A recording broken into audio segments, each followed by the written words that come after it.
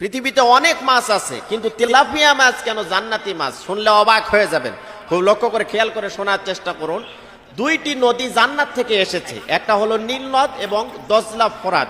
এই দুই নদীতে এত প্রচুর পরিমাণ তেলাপিয়া মাছ আছে, এজন্য তেলাপিয়া মাছটা জান্নাতি মাছ। প্রিয় ভাইয়েরা, খুব লক্ষ্য করুন, খেয়াল করুন। আপনি যতই অগুরুত্ব দেন, আপনি গুরুত্বহীন মনে করেন, কিন্তু এটাই স্বাভাবিক যে বাংলাদেশের প্রতিটি মানুষ তেলাপিয়ার মাছকে পছন্দ করেন।